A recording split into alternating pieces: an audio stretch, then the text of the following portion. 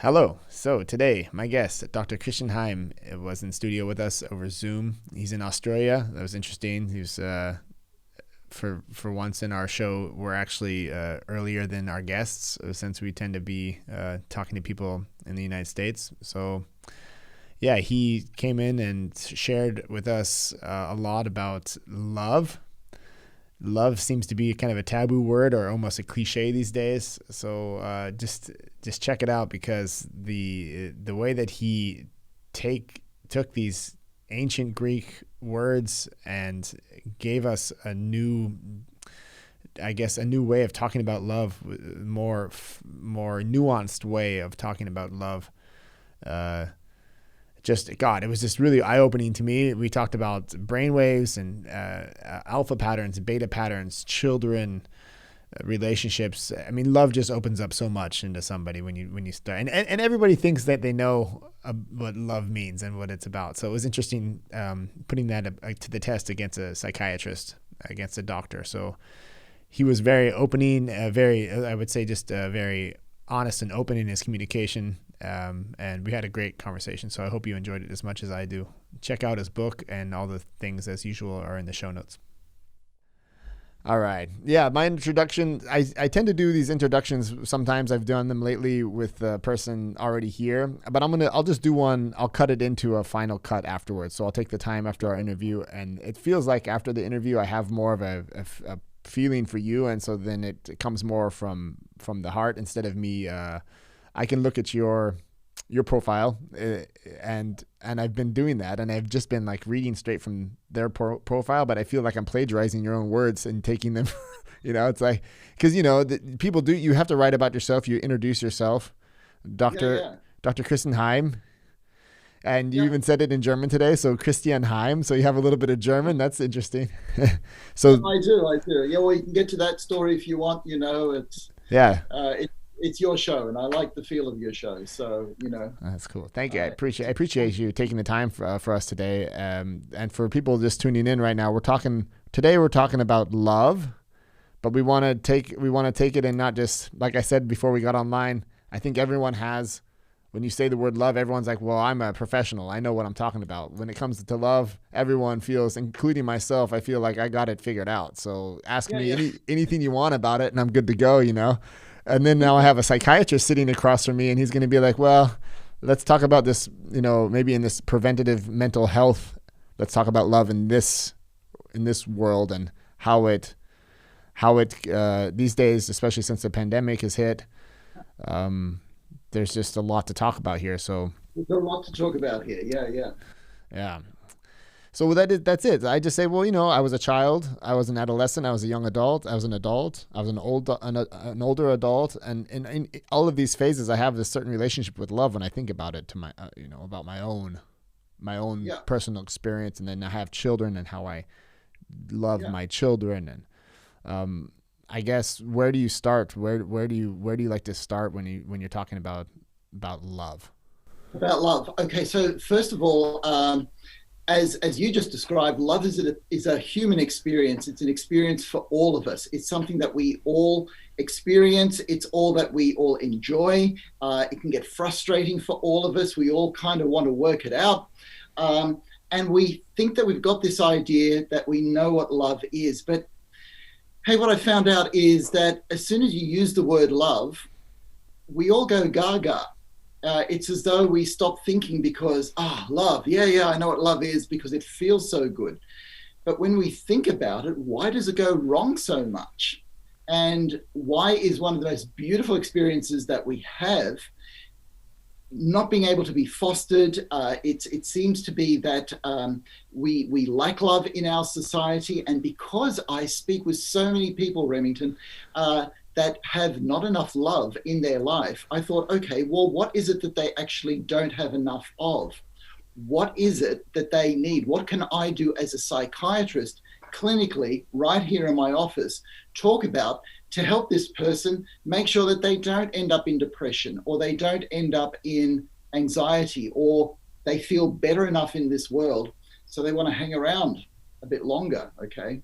Yeah. So you do meet a lot. I mean, you see it every day. I guess if everything's working out for you, like if I'm in this good, happy, lovey place, then I just like, I'm good, you know. But as in your profession, you're coming across basically the opposite, right? You're coming everybody that comes across your table is already there because they're hurting in some way. They're hurting a lot, Remington. By the time somebody gets to see a consultant psychiatrist, let's say for depression, they've already trialed 2 antidepressants. They've seen 1 or 2 doctors in the community. They may have seen a psychologist already, all right? So this is kind of a person that needs some answers quickly. And if I can go to some of the evidence sort of straight away, sure. There was a beautiful book written by a child psychiatrist by the name of Bruce Perry. And what he found was that his work with children that had suffered trauma, one of the things that protected them from the effects of that trauma in their life was love. And you go, okay, what does that mean? That means that they had people around them that shared love with them. And Remington, I've had personal friends who have gone through some of the most horrendous traumas because of dictatorial regimes in South America. And they have never needed to see a psychiatrist because they've been surrounded in a large family. They found a love partner that was able to share love with them. And as this person says to me, my family's love is like a big, beautiful bath that I can take every day. So I thought from a scientific point of view, if I can get more people into this bath of love, rather than the loneliness, the isolation, the fragmentation, and the alienation that we see in today's world, then perhaps we'd be able to do some more for their mental illness to help them recover. So this was a big discovery for me, that love itself can actually protect people from the effects of trauma. Now that's where trauma has actually happened. And because my area was trauma, personal trauma, I wanted to look specifically at how we could use that to help people heal and recover. You have to stop me sometimes, Remington. No, actually, I really want to. I feel like that's actually a sickness that I have, as I interrupt people. So I'm working extra hard today to just let you think through it. And I'm trying to, I follow that completely. Again, as you're talking, I just have millions of little stories I want to tell about my own life, and it's like, well, why? But love is it's so, gosh, I don't know how it seems like so big and so easy at the same time, but at the same time, I think I can imagine if you've had this life without love, to open yourself back up to it, to get to that point where you're ready to allow this love to heal you, seems like not even possible, right? Yeah, that's right. That's right. And our conceptions of love has almost become a cliche word in society, okay? Sure. Because people have been hurt in love, okay? And people have been duped. So there's this idea that, real love doesn't exist. So I thought, all right, so let's take a scientific approach. What does it look like to take a scientific approach in love? And so one of the first things we look at is what happens in the brain when somebody is in love. And we find that in the last 20 years, science has made a lot of progress in working this out. In fact, it's through the work of Helen Fisher that we now look at love in 3 stages. Okay. We look at lust, we look at attraction, and we look at what we call attachment. When you end up in a long-term relationship and sort of say, you know what, we kind of belong together now. So those 3 stages are very different in the brain. And then I thought, okay, but here we're just talking about romantic love, aren't we? There must be lots of different types of love. And for science, the bottom line for everything is survival. And we know that couples are good for survival because nature gets a chance to have children. But let's say the love that a parent has for a child, that's really good for survival, because an infant by itself couldn't even exist.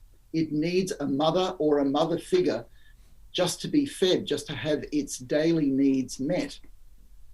And then we go further from that and we go, all right, we're only going to survive if we kind of get along in society. Well, what kind of love is that? That means that we've kind of got to get on with our fellow human being. We've got to be compassionate. We've got to show some kindness, or else we may end up tearing each other apart. So even from a scientific point of view, I've articulated 3 different types of love there. Yeah. And then I thought, okay, so the book that I ended up writing is called The 7 Love Types. So I ended up fleshing it out to talk about 7 different types of love that we all come across in our life, to give us a framework of thinking of this wonderful thing called love. Okay. Yeah. So I wrote those down. I got on your email list, and that's a cool thing. So you can get the first chapter sent to you with an email. Yeah. And that's nice to kind of get an idea of what's in the book, and I have them here, so it's fun to try and pronounce them, because but in the parentheses you put like the English word for it, because these words, they seem Greek or something. Yes, they are. They're all from ancient Greece. Yes. Okay. Okay. That's like Philia, Eros. They sound all like some type of god or something. But That's all Eros was. That's right. Eros was, right. I don't. It's probably just because I watched something with my son. I'm terrible when it comes to that kind of stuff. So. Yeah. Okay. So and you've kind of hit the nail on the head, because the problem that we have, particularly in the English language, is we have this one word, love. Yeah. Right. Yeah. Whereas in the ancient Greek, they had lots of words, okay? And we don't have a consensus as to how many words there are, and it kind of goes outside of our definition of love. But I've chosen 7 of these words that, from my point of view, robustly reflects the kind of love that we all journey through in our life. And so these 7 types of love, so you talked about philia. Yeah. So that's friendship, okay? So Philadelphia being the city of brotherly, sisterly affection. If you're a Francophile, you like all things French. If you're hydrophilic, that means that you like water. That philia means affection. Philia. Oh, yeah. And then when okay, now it's built into language like that. That's interesting. Yeah, it is. So there was that, and what we generally associate with love is this term eros, from which we get our word erotic. Yeah. So it's the sexual love of a love partnership, 2 people wanting to be together and possibly becoming a framework for children. But what happens when you have children? Okay, well, that's a non-sexual love that you have for children. Yeah. In fact, we tend to glorify that type of love as a kind of a pure love, and so the Greek word for this belonging love, when you belong as part of a family, or you've had a child and you feel that child belongs to me, in the Greek is known as storge. And storge is probably one of the strongest, if not the most strongest type of love that we have. Okay. Yeah. So Remington, rather than go through a list of all 7, because sure, we will get to all 7. Yeah. I'll just sort of say how this plays out in relationships, because I do a lot of relationship therapy for couples where mental illness is part of the mix, okay? So that can make a relationship really, really difficult. Sure. And so a lot of people who are on the brink of breaking up will go, oh, you know what? We need more romance. We need more sex. We need to become more romantically involved with each other. And sometimes they really need to work on their friendship or their sense of belonging, because when you've been with somebody, let's say 14 years, this idea that, you know what, maybe you and I belong together, that we've built up something more than the romance that we started with, becomes really important. And people tend to forget that. They think that the solution is just to do something sexually different, like we need to bring a third person into the mix or something weird, where you're like, that's the exact opposite of what you need to do right now. Well, that's right. And you see, this is where science helps us as well, because the pattern is that in the first couple of years of a relationship, all right, you kind of feel those hormones buzzing and you sort of go, this is fantastic. But when you're committed to somebody and you live in a long-term relationship, all of a sudden financial problems become huge. Okay, children are more important than dates out, all right? And trying to get on with somebody else's personality, becomes more of a focus rather than, the dress that somebody happens to be wearing or the lovely words that somebody says. And so a lot of people will think, oh, the romance dies. Well, that's only half the story, because number one, the romance doesn't die. But number two, what's growing is Storge love, this sense of belonging. Or what could be growing is Philia love, the sense that we're actually best friends. I mean, it's amazing when somebody can say that their love partner is their best friend as well. That's a great feeling. And Franzi, my wife is works in we have a pharmacy here in the same building where we're at here, and she has sometimes these older couples come in, and she'll come home and she'll just be like, she'll have this look in her eye. She's like, "I love you," and I'm like, "What are you what's going on? What?" She's like, "Oh, I saw this couple today, and they're both over 90, and they're both they're basically, I think they're living on love." At that point, like there's nothing else really pushing you anymore. They're hanging in for each other. And then, I don't know, she's like, just the way that he still opened the door for her, and he still, kind of just did all these small kindnesses that for his wife, and she did that for him, and and when you see that, there's nothing that, I don't know, I guess there's no words that really, you just know that's not romantic love. The romantic love is there, but it's almost like they all feed each other, like the friendship and the belonging. They all kind of balance each other out or give each other more chances to grow. Something like that. Yeah, they do. And actually, I've got an opportunity to debunk a myth. Okay, there's this idea that the romance dies within 1.5 years or 2 years. But lately they've been doing MRI imaging on people who have been married 40, 50, 60 years, and brains still light up as though they have seen this person for the first time, and they really go, oh my God, that person does something for me. So in a very physical way, right? So, but that doesn't mean it's going to be there for everybody. Okay, so something that's a little bit the opposite of that passionate romantic love is another love type, which in the ancient Greek is xenia. Okay. So that's xenia love is hospitality love. It's a love for strangers, and this comes from the idea of the Greek god Zeus being a traveler, and his name was Zeus Xenios, where he would meet strangers and share encounters with them. And so this idea of being hospitable to other people that are strangers to us is xenia love.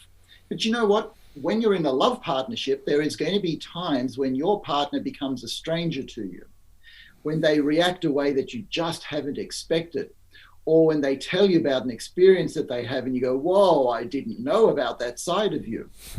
And in those moments, they become a stranger. Yeah, I was going to try it. Yeah.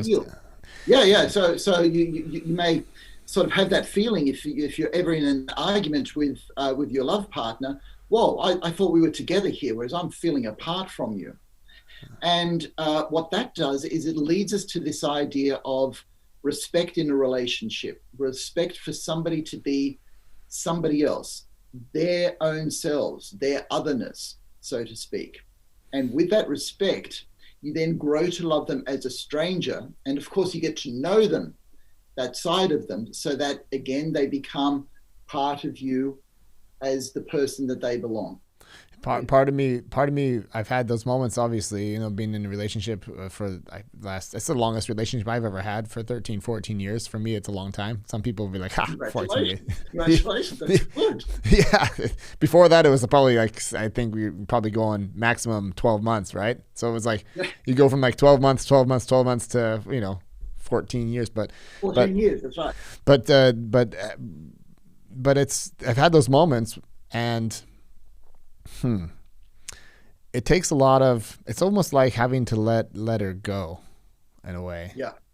And it takes a lot of self-confidence, I think, or I guess just, Yeah, because you can't let it depend on the other person. You have to really be solid with yourself to allow somebody to go their own path and trust that they'll come back. And if not, then you have to, that's a different thing. But yeah, that's tough because you've had that before, right? You've had a relationship and you let it go maybe, and they didn't come back, and so you have this fear. But it's interesting that you can, out of that, instead of being afraid of it, take it as more of an opportunity to get to know them in a different way that you didn't know them before.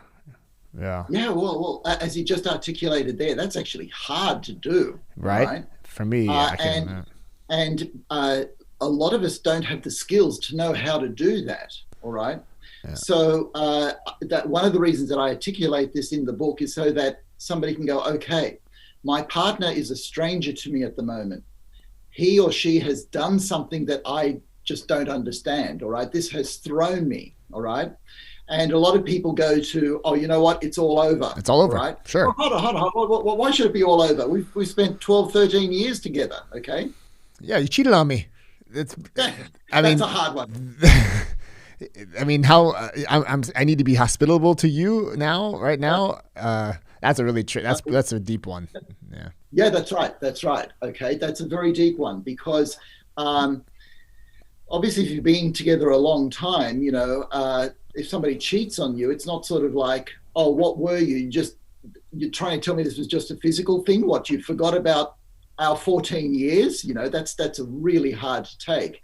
And so what happens is people start looking at their relationship and going, okay, maybe we started growing apart a long time before this happened. All right.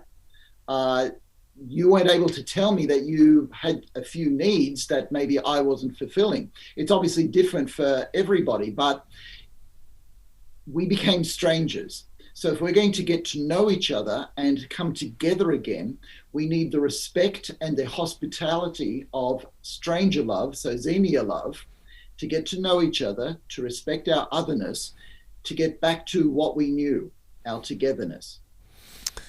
And as a psychiatrist, you can never say it's all, it's 80% of the, of this and 20%. Most of the people that I see that come into my office that one of the partners has cheated or they both cheated, you can't say that 90% of them have all been growing away from each other for a while, but you would almost see there's always a million reasons for why people do the things they do. But I've watched it in my own life. I've seen other people in my own life, other friends, and you see that they are, in a sense, like the signs are there for an outsider, and that's always the problem. Generally in life, this self reflection and then just your own self reflection as a person, and then the self reflection as a couple. And then we've got this life that we're doing, and now like this last year, the whole thing's just whoop, whoop, whoop, whoop, and I think like there just must be so many relationships right now going through a lot of hard times, especially people that never were together, and then they're forced as a relationship. Now they're like forced to live in this house where they together for a year. Or there's just a million things happening right now. There are, and what you're saying is right. And okay, so my love partner and I have been brought together on like a 24/7 basis. Okay. Yeah. And Remington, I got to tell you, that's put some pressures on. Okay. We've gotten to know more of each other in depth, but it means that we've had to go into a situation that we weren't in before and negotiate that.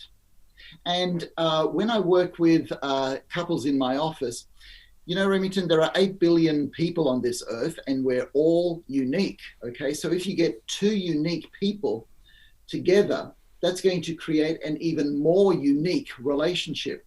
So the first thing I need to do is to find out, how does this relationship work? Because my experience tells me that it's actually different for different relationships.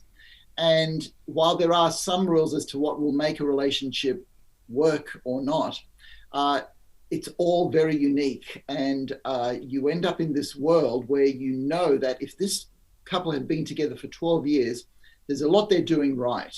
Okay, so you got to find that out, and you got to find out certain things about the energies, and there's a lot of getting to know people before getting to the reason why something was going wrong, or why somebody's needs are not being fulfilled, or what's happening in the balance between the two people.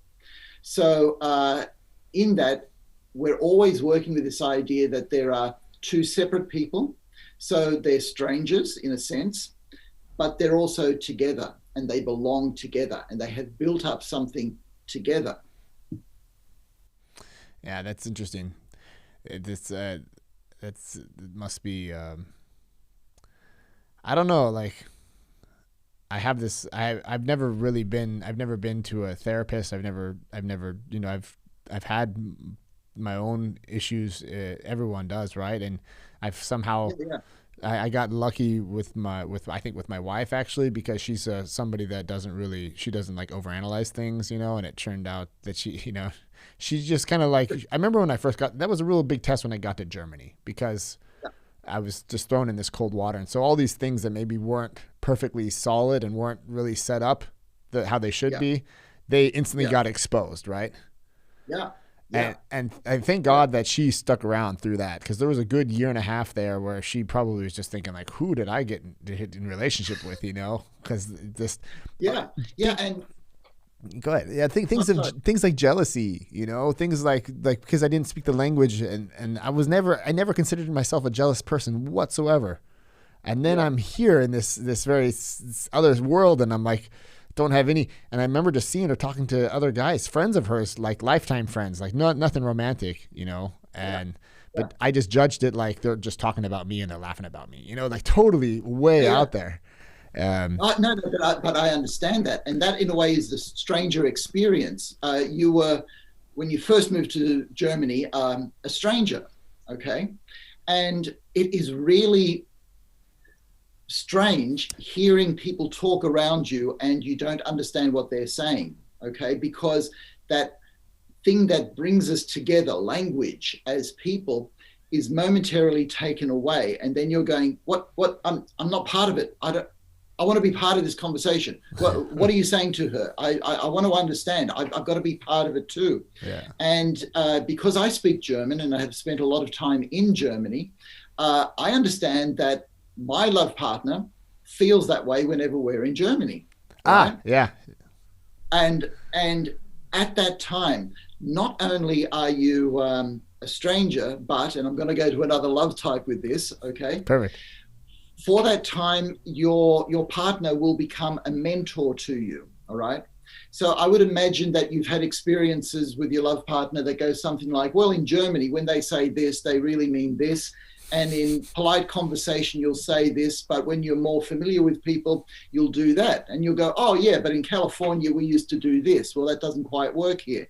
Yeah. And so she, being more expert in being German than you are, will lovingly guide you so that you can do life better in Germany.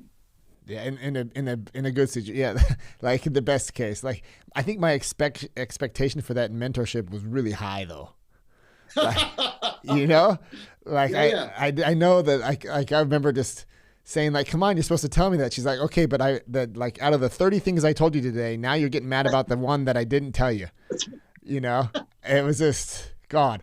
I think, though, that really strengthened our relationship, right? This whole, the fact that we made it through that hard time, and this woman is just, in that sense, it was almost like she was my therapist in a sense, She basically just told me to, like, every time I would go, my brain would just have too much. She'd just be like, go take a nap, and I'm like, I don't need to take a nap. But it worked. I would go take a nap, and I'd wake up and I'd be like, oh, wow, I guess my brain was just over the top. And you just... Yeah, so she tells you to take a nap. That was a good advice, yeah. Because she loves you, right? Yeah, thank God. That's not very romantic of her to say, go and take a nap. Because in that moment, she's working like your mentor in guiding love, okay? Yeah. And you brought up the idea of therapy because as a psychotherapist, particularly with people who have experienced severe trauma, what happens when you see somebody week in, week out for years is you become their mentor. Okay, you become a bit of a reality check on what people expect out in society, or how to see situations so that your emotions don't blow up. And it really encapsulates the idea of what therapy is. It's actually a mentorship love in a sense of the word. It's a guiding love. It's somebody who has expertise in one area helping somebody else that wants to learn. That's a nice way. I never thought of it like that. Yeah, that's a Well, yeah, and that's one thing that I love about therapy, because it's a privilege to be so close in somebody's life, to get to hear what somebody's gone through and what they're thinking and feeling. That's a privilege.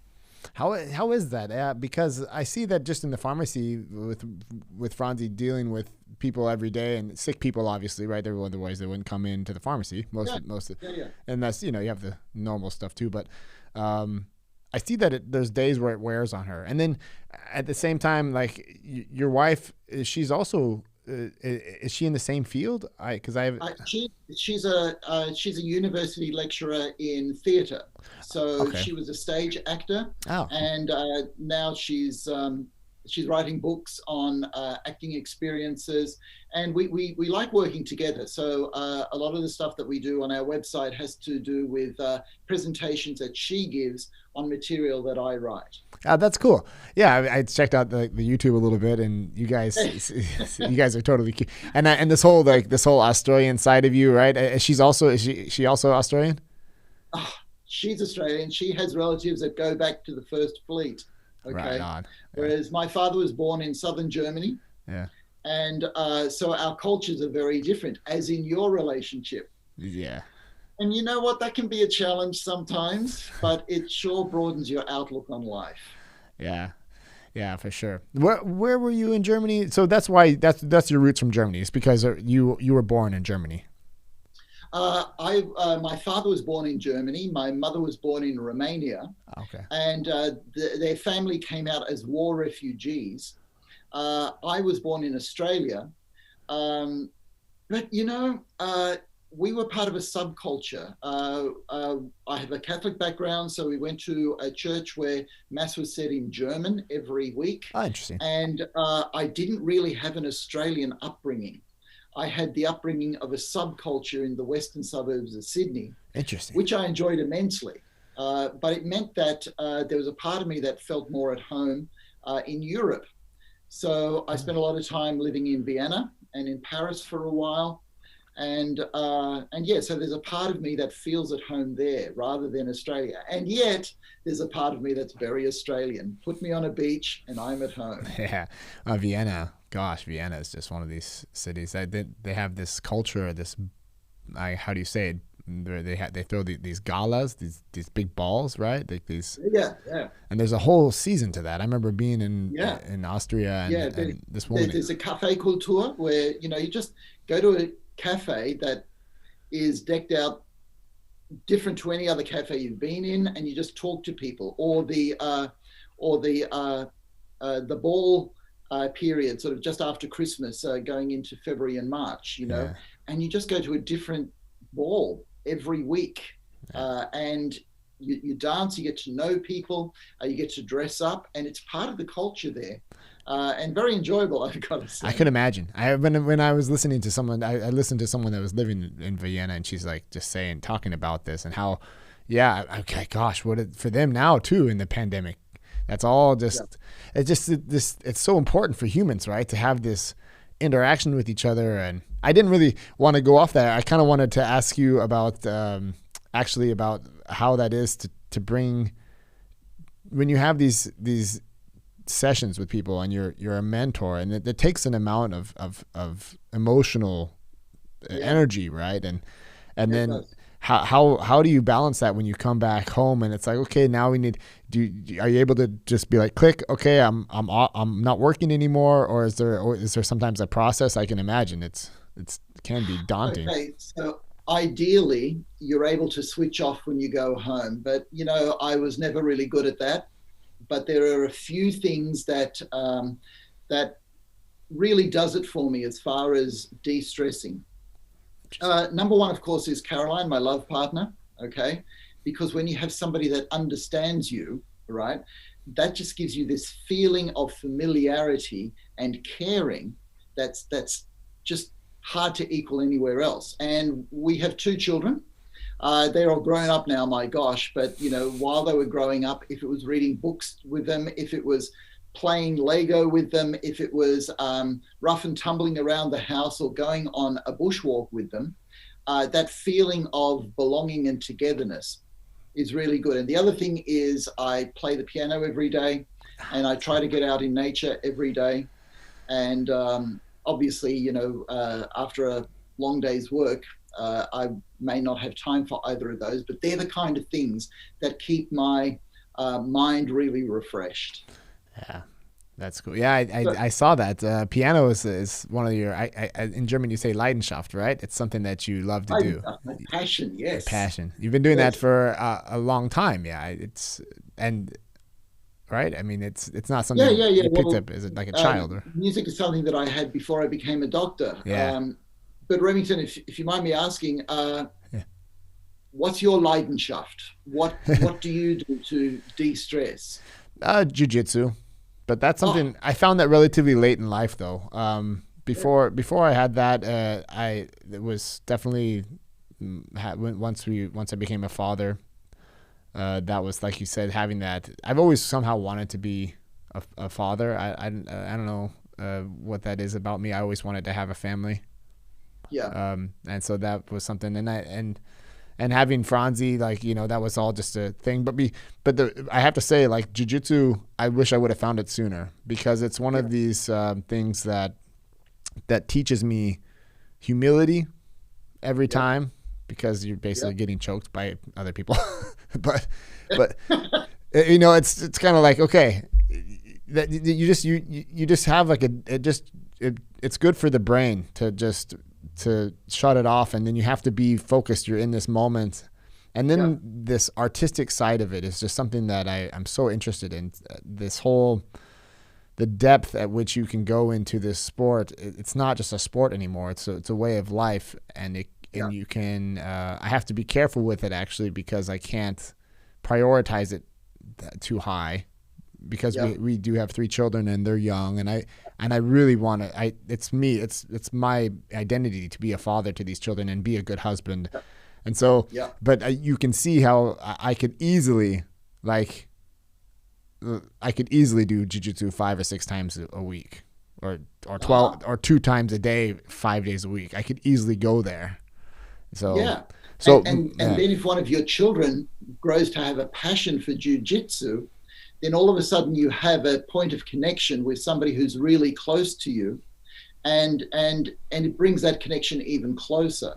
Yeah, we'll see. I mean, you know, I honestly, I have a thing there with like, I've done that with snowboarding with my son, and I've seen how that works. And we go out, we'll do like the winter vacation, and we'll go, and it was pretty. We had one of those moments. It's pretty awesome when you do, when he's enjoying himself. And he's not just doing it for me, and it's like his thing, but then he looks at you like, this is cool.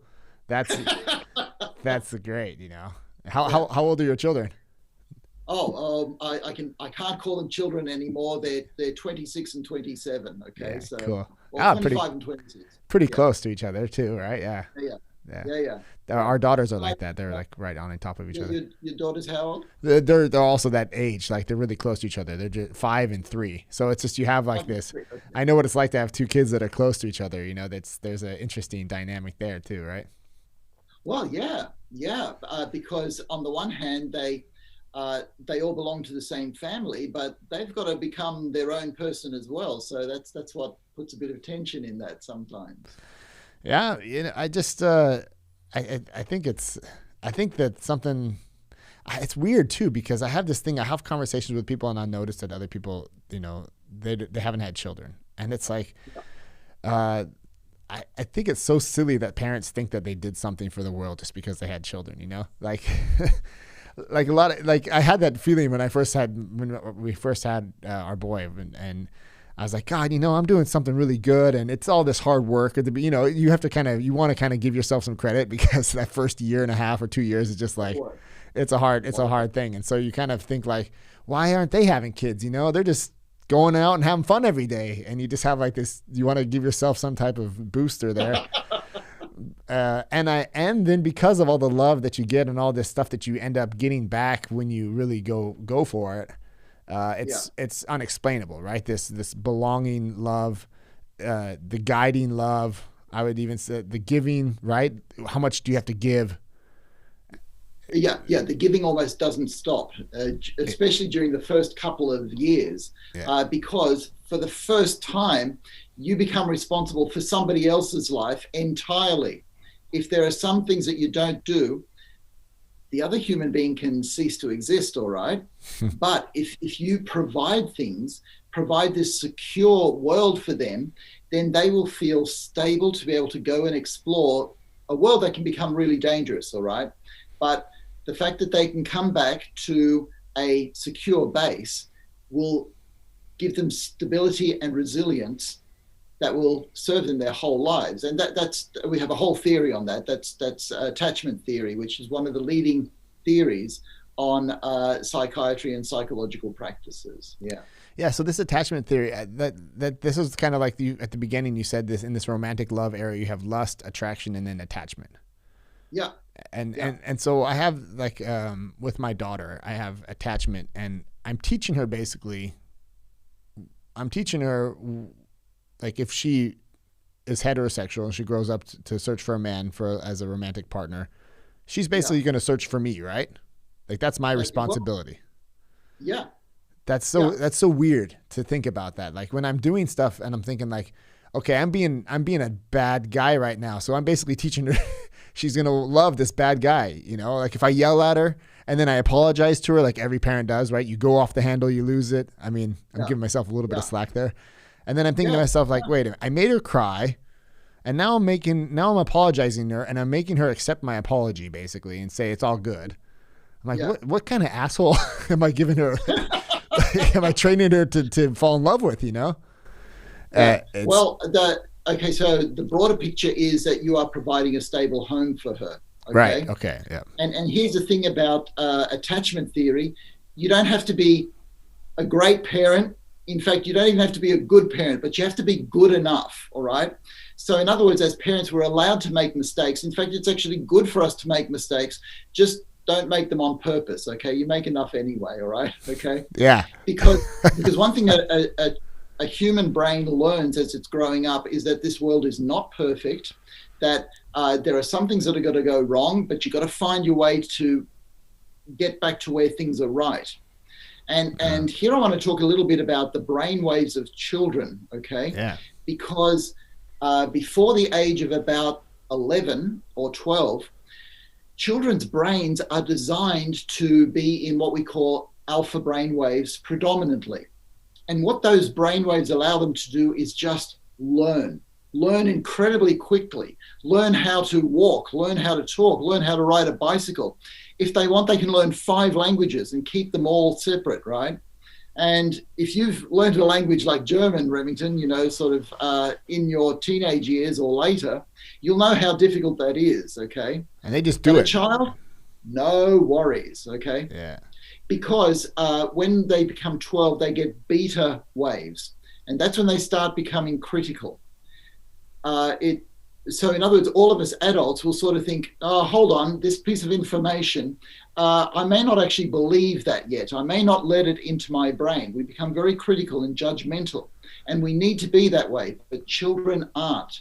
They will accept whatever the home life and the early environment is, okay? Which is why it's very important to keep it loving, secure, and safe the earlier a child is. It's interesting. And you're doing that. Well, but I never knew that these waves. That I knew about these alpha. You have like there's multiple ones, right? That you have theta and beta and delta. That's right. Yeah. I just learned. That's so weird. I just was listening to that. I have the Sam Harris app. You're waking up. I think he's fantastic. I don't know. Yeah. I think he's a neurologist, right? not sure. Yeah. Sam Harris, I'm not quite sure. I'm not sure of his background. But it's interesting. So I'm sorry. Go ahead. What were you going to say? No, go ahead. No, go ahead. You're talking about well, just that the children are basically until the age of 12. I always tell my wife that they're just, at least until 5 or 6, they're just total egotistical, right? And that's just who they are. It's not like, don't take it personal that all they do is think about themselves, right? But you that's right. But kind of sometimes you're just like, just come on a little bit here. And like this morning was a perfect example. I have an appointment, 10 o'clock. We had the appointment 10 a.m. And I'm thinking, okay, I'm taking the kids to the kindergarten and I drive there. It's a good 15-minute drive. It's okay. No big deal. We get there and nobody talked about the fact that the little one needed her bike for the kindergarten because they're going to do a bike tour. And it turned instantly into tears. Like, I'm the worst person. How could you possibly forget that my bike isn't, And I was like, well, Carly, you can also like think about it too. She's like, yeah, I know, I forgot. So turn around, like get my bike or else I'm going to cry. And I'm just like, what do I do there? I could totally just drop her off and talk her into it and make her feel good. I just turned around and went back home. So I was basically driving for like 35 minutes this morning back and forth just for a bike, And my wife would be like, that was a bad decision. I did a bad thing there. I gave in to this princess, She's going to accept that she's going to think for the rest of her life that's what everyone needs to do is just, bend down to her needs, Well, this is the thing about children, all right? They, for the first 7 or 8 months of their life, so we're talking about young babies, they don't even know that they're a separate person, all right? They really? Just think that they are a part of mum, and there's this other person, dad, who shows up sometime, and then in the second year of life, they actually cotton onto this idea of, hold on a minute, I'm actually separate, okay? Oh, really? And so this is why around 2 years old and 3 years old, they sort of go, no, I can be separate to this person, and they start working in this area of separateness, but underneath, they just assume that you are in charge, that you're going to take care of them, because that's actually what happens. Right. So in a way, whatever you decide to do is going to set the tone for who they are. And in this alpha state, children will just learn how you treat them. So you're actually in charge.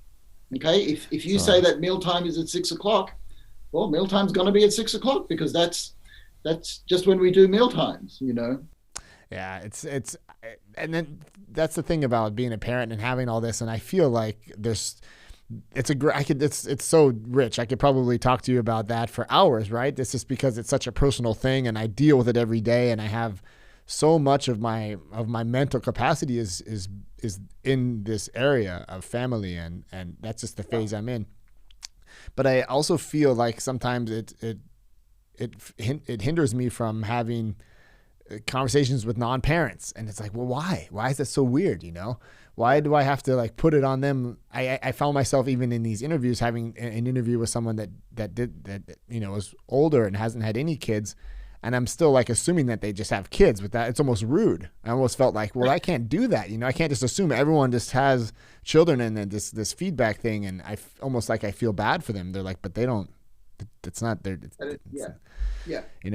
what is that? Is that, that's a total normal thing, right? For people to just decide to not have children, or is that something that isn't, as a psychiatrist, how do you see that? Is that something that's a dangerous grounds to go into, or I don't know the science on that one, Remington. Yeah. Okay. Yeah. Because one thing we haven't figured out yet is a part of our brain called the orbitofrontal cortex, which is basically where us, the decision maker, is. Us, the person who's actually driving the car rather than the car itself. Okay.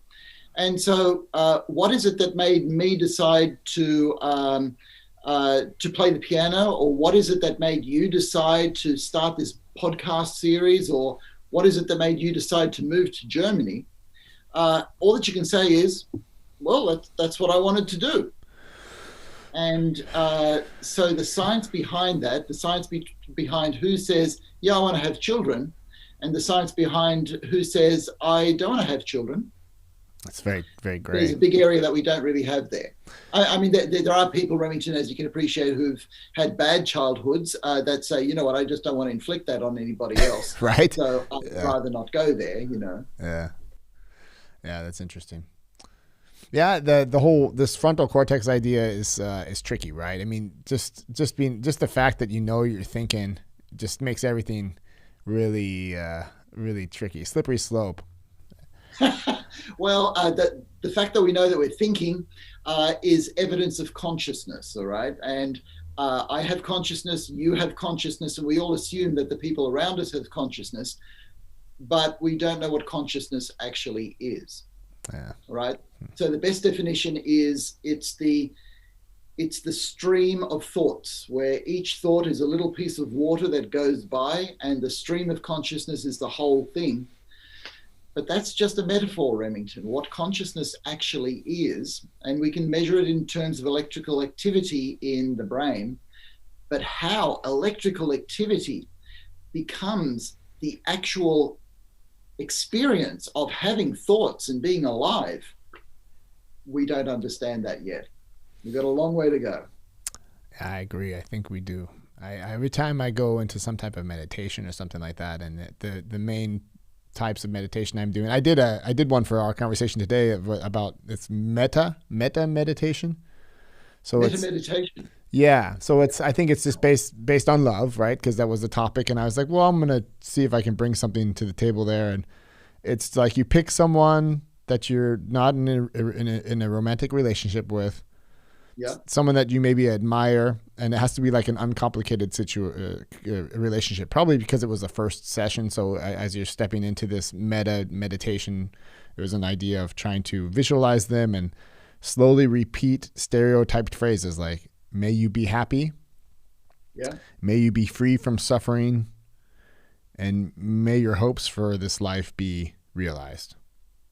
And it seems kind of stereotyped, right? But it seems kind of like you're forcing it. But I think if you really do say that and think that about somebody, it's an interesting feeling that comes back somehow. Yeah. Yeah, so that sounds to me like a compassion meditation, okay? Yeah. Where you're using your brain waves to focus on somebody else and basically wish them well. And compassion is very interesting because it happens in the limbic system where our feelings are basically generated, as well as in the frontal lobe where we make decisions, okay? So the decision to be helpful for somebody else is a hallmark of compassion. And that, of course, is part of agape, which is giving love, deciding to do something simply for somebody else, altruistically. Yeah, and there's always this thing about this altruistic thing where, you know, do you do it? What's truly altruistic, and what are you doing to make yourself feel better or something? You know, how much of it is truly altruistic, or how much of it is just? You almost feel like it's so weird because during the meditation, I was like thinking about it, and I'm thinking to myself like, well, isn't that so? Like I'm there's some part of it, I have to be honest, there's some part of it like, man, I'm really a nice guy for thinking that. I know that makes you feel good, but it's like, maybe I'm a nice guy. Yeah, like I'll just, so I was like, well, that's not really what I wanted. I really want, like, if you really do it, if you really mean it, then that thought shouldn't cross your mind, right? Because if you're really focusing on this person's well-being, then you're maybe visualizing them in this happy life that they're living. And it takes so much consciousness in that moment that I can't possibly think of anything else. If I'm really doing it right, then I should be really thinking for this help, this person, and not that they need it or anything, but just that.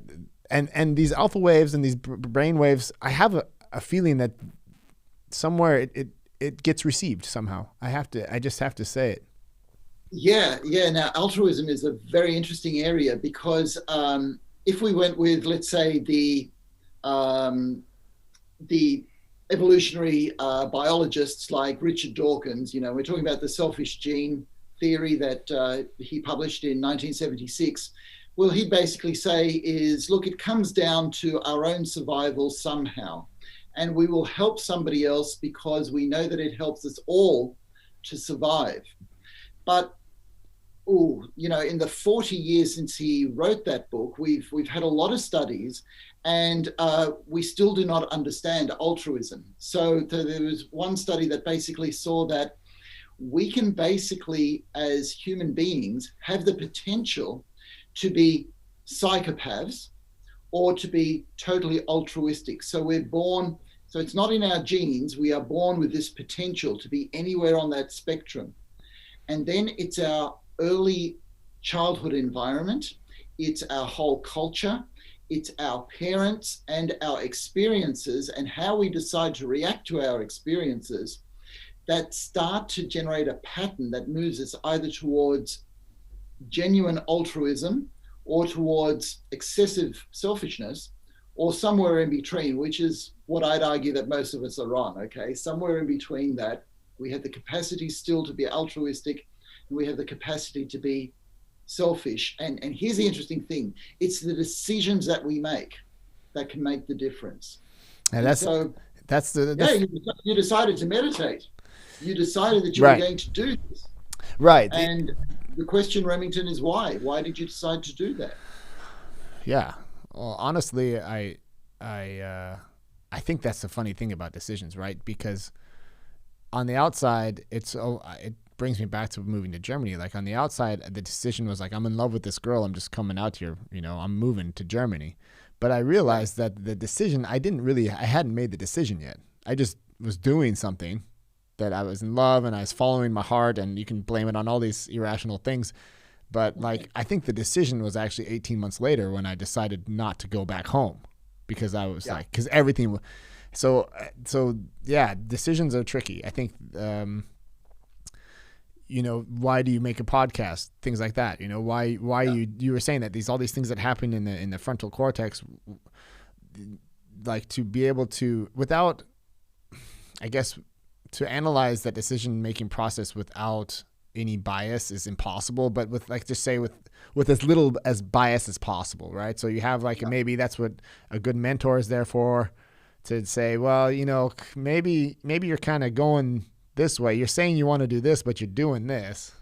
So there's but meditating definitely helps, and especially where you're saying like this stream of consciousness, these water drops. I feel like that's what meditation tries to bring you to realize that that's what is happening, and to be able to say, I don't have to always be part of that stream. I can kind of maybe take it just even for just a 30-second part of my day, just take a breather from that. Yeah. In fact, it's interesting because we were talking about brainwaves with children. As adults, we are in beta brainwaves, and they're the critical brainwaves most all of the time. But you see, they're very good for decision making. So when you decide to meditate on somebody else compassionately, that's a decision that you make with your critical brainwaves, the beta brainwaves. But what happens in meditation, as you know, is you quieten down the brain and you slow down the thought processes, you slow down those droplets in your stream, and your brain starts to drop into alpha brainwaves, which is like children's brainwaves, where you're not thinking, you're not being critical, you're just in this state of, it's hard to describe, it's a state of learning but openness to something that is beyond you. And this is what children are all the time. They are always open to what's beyond them, whereas we can shut ourselves off from what's beyond us.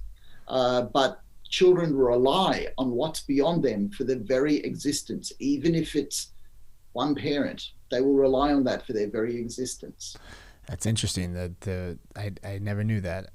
And if you think about it, the way that the kids, that's why it's so refreshing when you see kids playing and you see that, God, remember how we used to be? Like they just let it all. It's always letting go. They're just doing it, right? And that's the alpha waves. Okay. Yeah. They will play with each other. Anybody who's able to play, come on in and play. Yeah. Try doing this as adults. All right.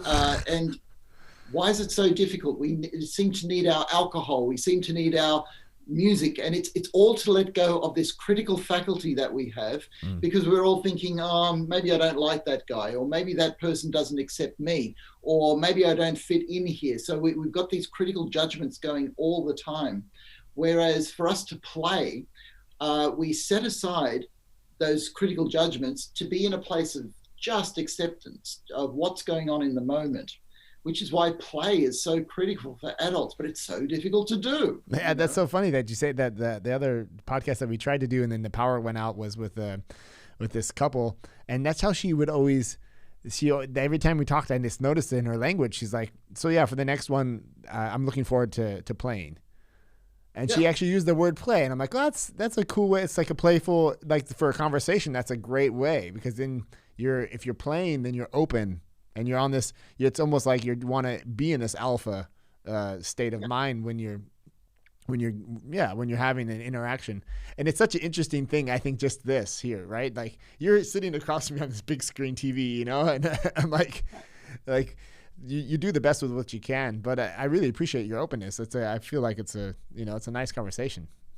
Well, yeah, but this is why I like that you have longer podcasts, okay? Because like beforehand we talked about how long is this going to be, and what happens is first up we're sort of thinking, am I saying the right things? Am I being too didactic? Are we making a connection here? Yeah. And now that we've known each other for a whole hour now, yeah. So our brains are actually talking to each other in a more trusting way.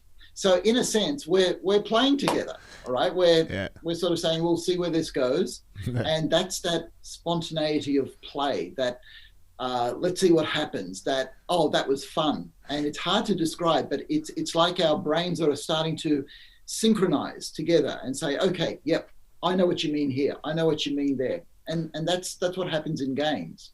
Yeah, that's why playing board games is so fun, right? You just have like these, yeah.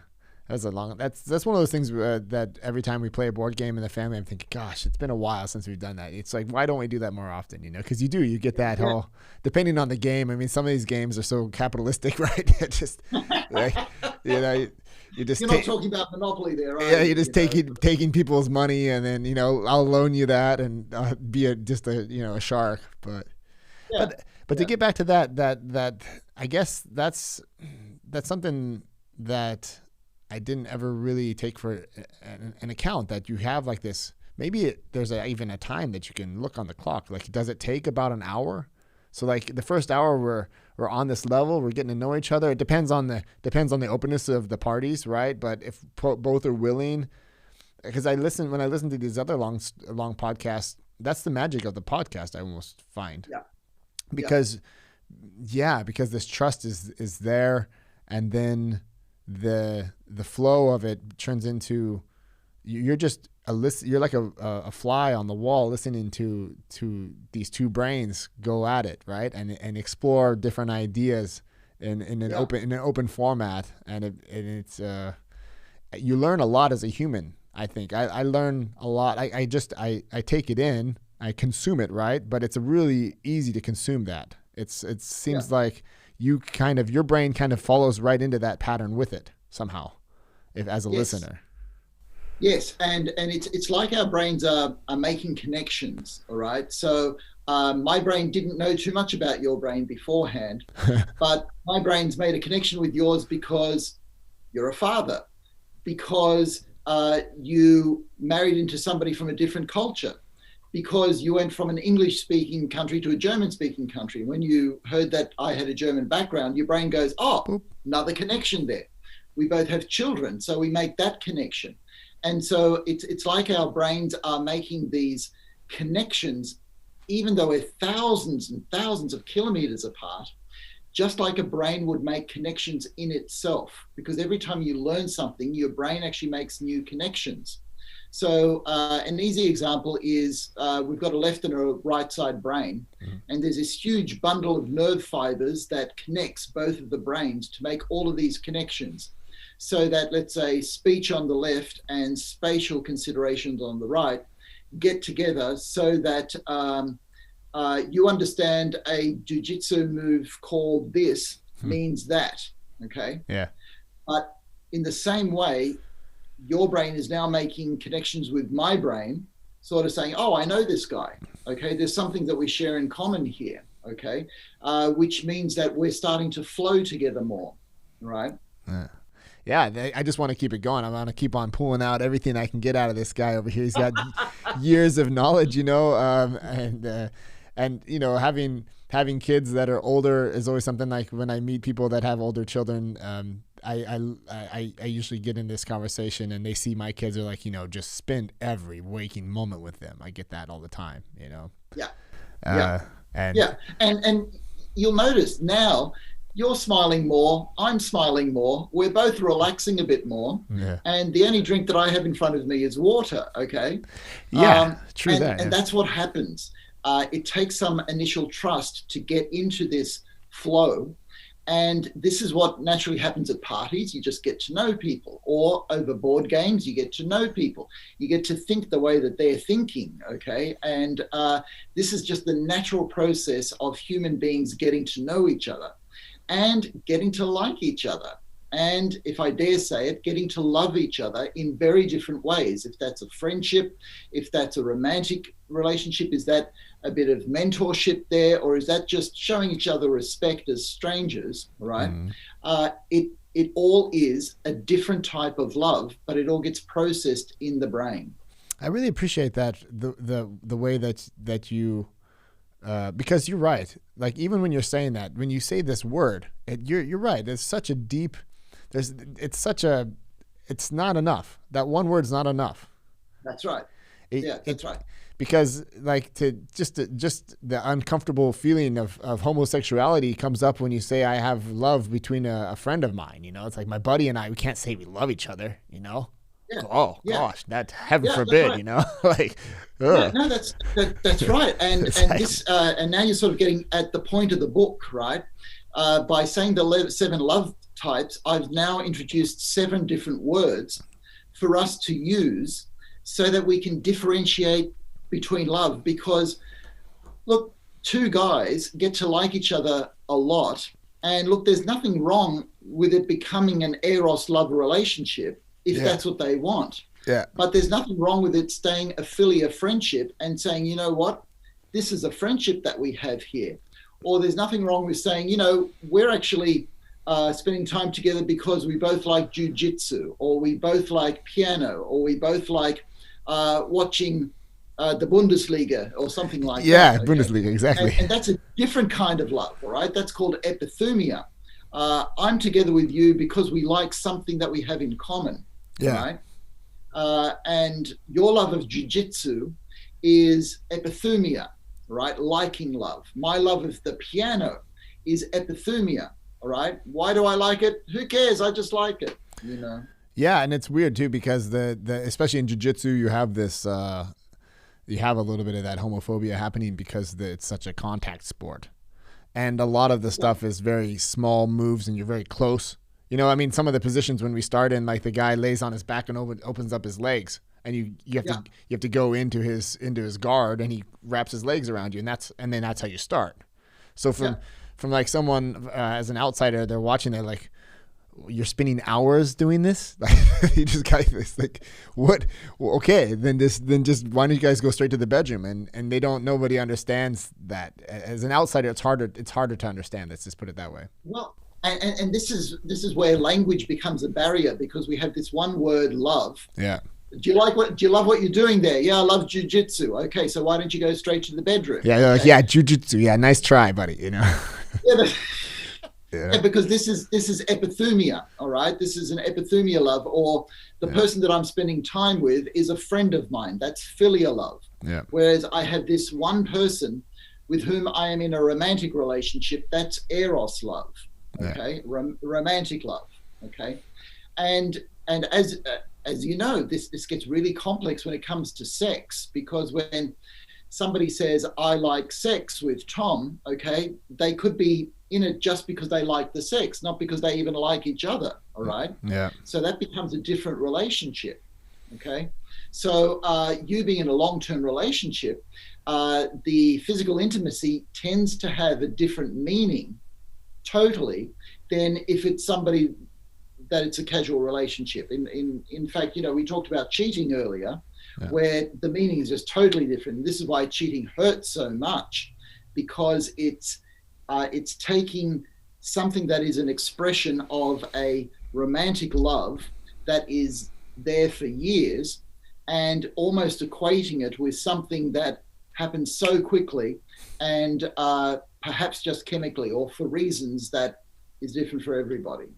It's really, I was actually, when I was thinking about having this conversation with you, that was one of the things that I had in my mind. Because before I met Francisca, I never really had this concept of plutonic love, was how she would always say it, which is kind of, I guess, it depends. Plutonic just means it's not romantic, basically. It's just saying it's all the other loves besides the romantic one. It could be. Yeah. And as I came here and I had these feelings of when I didn't speak the language, I saw all of these plutonic loves that she had in her life, and I was jealous of those and stuff, of course. But beyond that, like, it's something that I learned when I came here in general. And it was weird to me because I never really had relationships with women and that weren't at some point romantic. Like, I never really had just friendships with women. And I had to learn that. But that's just one of those things, I guess it's just, there's a million reasons why or why not. You can analyze that or you can not analyze it, but it's just how it came about for me. And my first exposure to that was eye-opening, to say, wait a minute, I can even love another woman. Yes. In a non-romantic way. I mean, there's a woman at jiu-jitsu that I roll with. So that's a type of liking love. Because we both like this sport, we have this in common. It's a friendship love, and that's just it's just even saying that feels like, gosh, when my wife watches this, she's going to be like, I knew it, I knew that.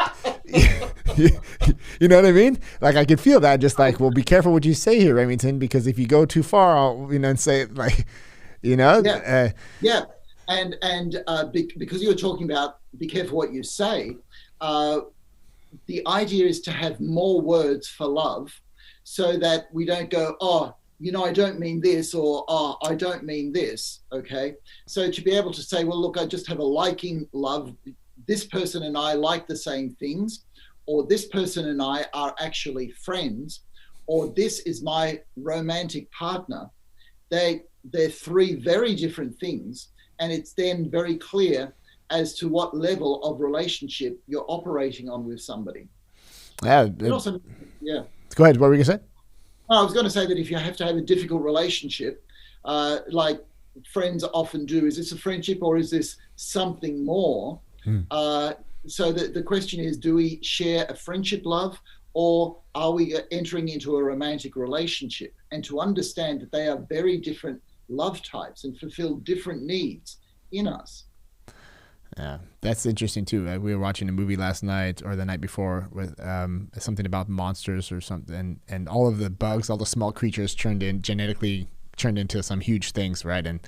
And the guy, the I guess you would say the hero of the story is takes a trip through 7 days on the mainland to try and find this girl that he had fallen in love with, and he had thought that it was reciprocated, this romantic love, because they were talking on the radio. And so she probably needed more of a belonging love or some type of love that helped her feel back before it was this bad world that we live in now. When I talk to him, he reminds me of how it was.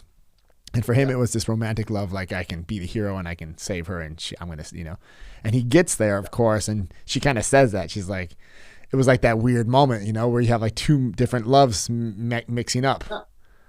That's and that articulates it. And scientifically, the reason why this can become a problem is because a lot of our eros love, our romantic love, at least initially, is based on chemical reactions in the brain. Okay, it's driven by testosterone, it's driven by estrogen, it's driven by pheromones, it's driven by all of these factors that means that we're not thinking like a friend, we're feeling on a level of passion that we sometimes can't articulate. Yeah, I mean, I moved to Germany because of that feeling.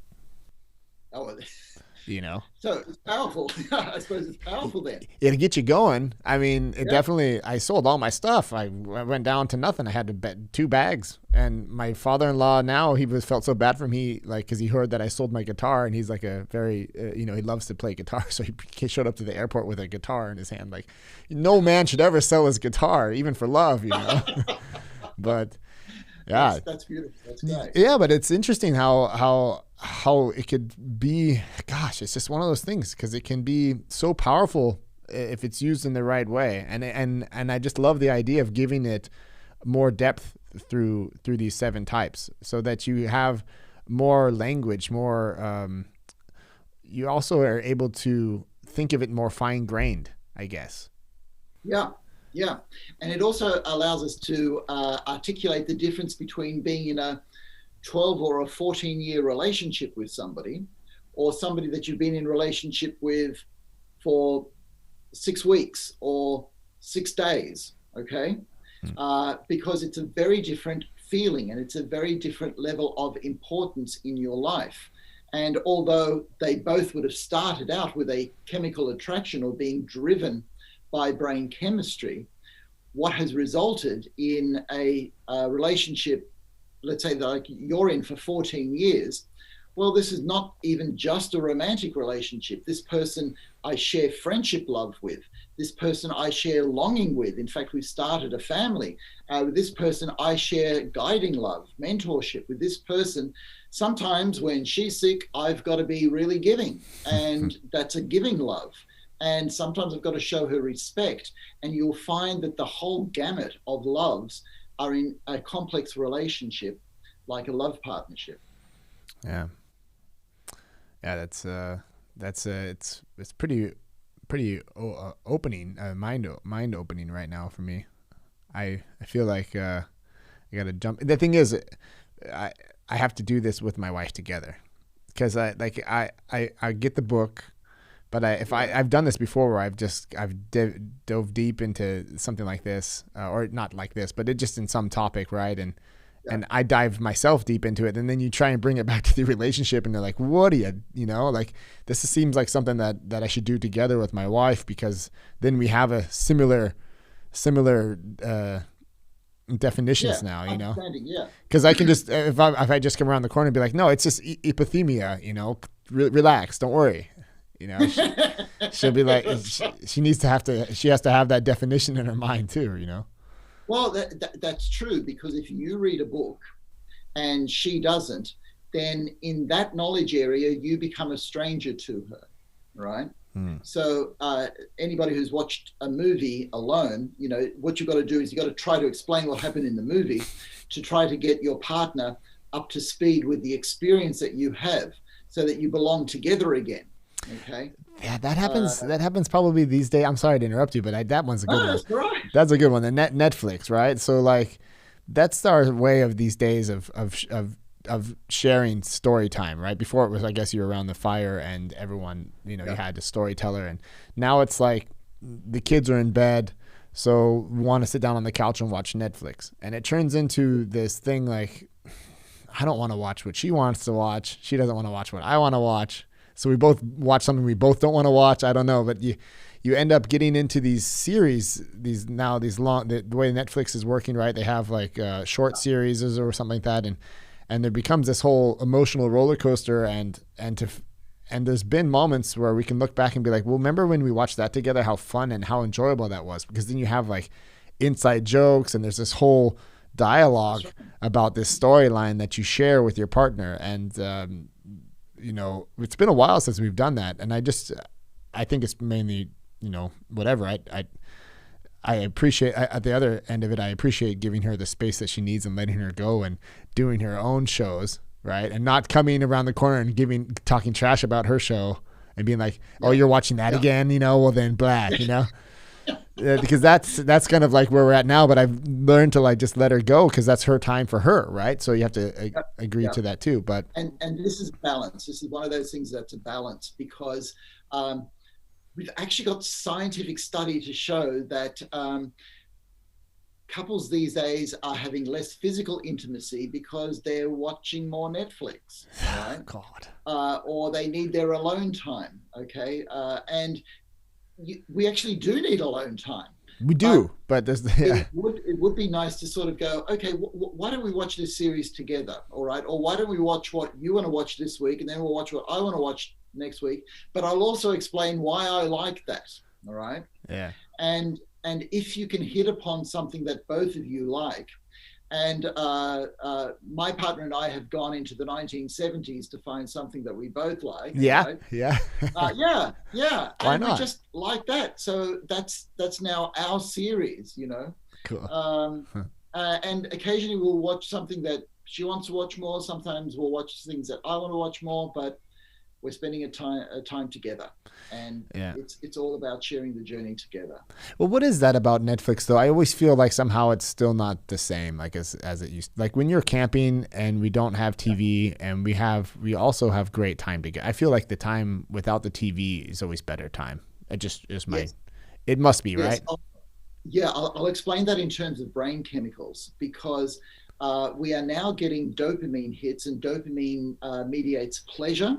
If that pleasure comes from food, movies, series, seeing a smile on somebody's face, sunshine, sex, whatever, dopamine is that feeling of pleasure. And watching series on screens gives a lot of pleasure. But you see, when you're around a campfire and it's a little bit cold, and you're trying to warm up and you're listening to all these people, there's actually less pleasure, but more what we call oxytocin. And that's a brain chemical that mediates trust, compassion, kindness, and also beta endorphins, which is a brain chemical that mediates that wonderful feeling of just being together with other people. When you share a laugh, when you're crying together, when you're playing a game together, or when you're sitting around a campfire, all the brains get in tune and they feel like they're having a shared experience, because they are. But you have to have that element of uncomfortability a little bit, right? You have to have a little bit of that. It's got to be a little, like it has to be a little chilly, or. That's right. Yeah. Somehow I feel like that. There's your first instinct might be like, no, I just want to stay inside. But it's like, if you get out there and you do it, and then it's interesting that you're speaking on this. I wrote that down too, like the serotonin and then dopamine, oxytocin, and these endorphins. Yeah. Yeah. Because the big thing about the campfire is actually the serotonin release. Okay. Because what happens is when you're sitting around a campfire with, let's say, 8 or 9 other people your age, and you're getting to know them, you feel like you're a part of the human race. And that comfortable feeling of, oh my gosh, they're accepting me just for who I am, leads to a lot of serotonin release and leads to that feeling of comfort. Whereas when you're watching a Netflix series, you're getting the dopamine, but you're not getting this feeling of being part of the human race. In fact, you're starting to feel alienated. And that's why often we feel bad after watching a lot of screen stuff. And yeah, I'll leave it there. Yeah, you do, right? I mean, as soon as it's off, it's like, boom, here I am alone again, right? There's this whole it's just, and you want, that's why you don't want to really turn it off. And that's what I see that, and you see that with kids. As an outsider with yourself, it's hard to deal with that moment. You have that moment, and if you're disciplined and you're used to like making these decisions that are uncomfortable for you, then it's just one of those decisions. Yeah, that's right. But for a kid, it's like if you go over this 20-minute period, it must be have to do with the brain. Do their brains change? Do they stay alpha when they're watching TV? Okay, so basically yes. Okay, although. All right, so we've got a mix of these different brainwaves, and they're just categorizations that we've given them. Okay, so we've categorized brainwaves into basically 4 brainwaves, but brainwaves of different areas have different frequencies. Okay. Right, and it's all the whole gamut of brainwave frequencies in between the extremes. So it's only a scientific way of categorizing what's going on, and And Remington, I've got to say, all that we know in science, and even all that I'm saying, is a very simplistic representation of what may be going in reality. Okay. Yeah. Okay. So even my statement that, oh, all pleasure is dopamine, or all trust is oxytocin, they're huge simplifications of something that is so complex, because in the brain we might know, I don't know, a few dozens, a few hundreds of brain chemicals, when there may be tens of thousands up there that we just haven't discovered. So we think we know, but we know only such a little bit. I always appreciate that about scientists and doctors, that like this humility to say that we just know so little. I love that, because that just means that at least you're on the right path, right? Like at least you know what we don't, you know what you know, and you know that it's probably that's right. Yeah, something like that, or just that humility to be like, when I say this, and then I group that into this area. But it's true. Like after this 20-minute period hits, it becomes extremely more hard for them to come out of this trance that they're in when they're watching TV. Yeah. I don't know what brainwaves they're in during that trance, but even using the word trance tells me that they've probably gone into a slower brainwave state. But I don't know. Okay. But the thing is that we do actually become addicted to the dopamine hits because screens and visual entertainment is just so engaging for the brain. All right. It really is a huge hit for all of us. Right. In fact, if you went to the 1930s, people may have watched a movie every month or so. You know, when you got to the 50s or the 60s, they may have watched a movie every couple of weeks or every week. But the amount that we consume visually now is changing our brains, and we don't know to what extent. There's a lot. That's a lot of stuff there.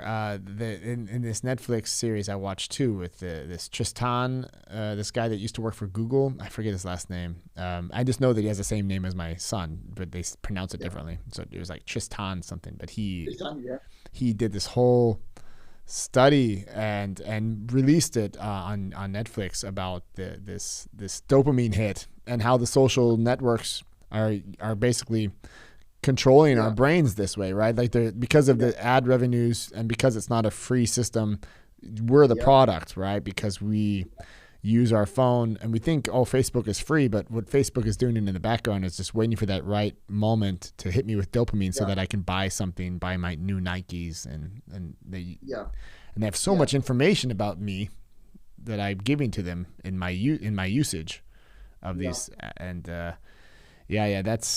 that's going to be something, you know, maybe you never know. Maybe in 100 years, they're going to look back and be like, gosh, that was really close to, maybe we're going down a real bad road right now, you know? Yeah. Unfortunately, scientifically, we know that we are.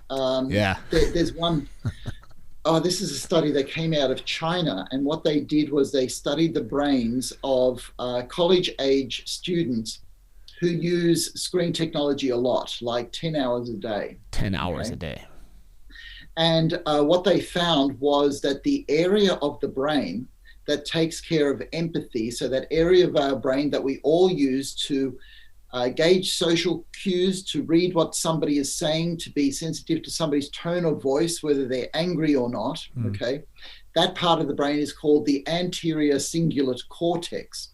And in these people that had very heavy screen use, their anterior cingulate cortex was shrunken. It was smaller, like literally in size. Oh, look, and as a psychiatrist, this is a frightening finding, because it means that we are actually devolving all the skills that we developed as social creatures that we are. The brain's saying, you know what, we're not seeing that many people, so we don't need to invest energy in this part of the brain. We'll just let it shrink. Wow. Okay. And that to me is frightening, because every hour that you spend on a screen is an hour that you could spend with other people, right? But it takes effort. It takes initial effort with other people. And the more people that are around you looking like that aren't, I mean, the sun doesn't have to be shining to go outside. I mean, we go outside in our backyard and we're the only people. I feel like sometimes I'm like, look around, like there's nobody outside right now. We're the only people out, but everyone's at home. And everyone's got a day off, and they're all inside, you know? Yeah. And I'm like, we just put a jacket on and we go out there, and it's almost like necessary with 3 children. You can't stay inside all day. Otherwise you're just going to murder yourself. No, probably. that's right. That's right. In fact, now you've hit upon what I believe is the most difficult thing about preventative mental health. I can say to you and to your family, play board games together, get outside, enjoy nature. But what we as humans really need is for all of us to be doing that. Yeah, all of us, yeah. Because if you go into a park and you see other families just enjoying the afternoon with their kids, you give them a smile, you just say a few words or whatever, okay? You give them an acknowledgement. And that's what we human beings thrive on, feeling that we are part of the human race, okay? So let's take yesterday, we went for a walk, just a little bushwalk in a small forest, and we came across a waterfall. And the waterfall was beautiful. But what was actually more beautiful was the 200 people that were around there as well, and watching them enjoy themselves. We felt part of something bigger than ourselves. So if everybody stays at home and you're alone with the waterfall, sure, that's good, but it's better to be part of the whole human race enjoying this waterfall. And that's what's hard. We've, in a way, all got to shut down from the internet and go out for walks, especially now. Hi to each other. That's the message. I think that's a great way to end the show today. Just bringing it on that call to humans to go outside, turn off the devices, and be part of the human race. Start the fire and sit around the fire, even if it seems like it's a little chilly outside. Just bear the first 30 minutes, and then once you're out there, That's right. And we're going to have to do that in a conscious way, okay? Because 7 Types of Love will allow us to articulate what's going on, but to actually do it, all right, that takes initiative from all of us. Very well said. Yeah. Goodness. That's some good stuff there, sir. Yeah. Well, it's been a wonderful conversation, Remington. Yeah, I really appreciated it. It was nice. It was, I feel like that's just such a high point, such a great message to end this on. I probably could keep going, but I feel like that's a good place to start. Maybe we can do this in a second round in like in 3 or 4 months. Or I would like to, you know what I'd like to do? I'd like to read the book with my partner and then come back to you. Yeah. And I'd love to. And what you find, my aim in the book also was to explain difficult scientific concepts in a straightforward way, so you can go, I get it. I know what to do with this. Thank you for that. Yeah, because that's me for sure. Like me too. Just give me like a nice. In German, you say Deutsch sprechen. Just give it to me in English. Give it to me straight up. I don't, Perfect. Yeah, cool. Hang around after we go offline so that I can say goodbye without the audience, right? Is that okay? Yeah, sure. That sounds great. But Thank you for this opportunity. It's a wonderful podcast series that you're putting on. And these stories are part of being human and keeping us together warm as fellow human beings. Thanks, Remington. Thank you very much.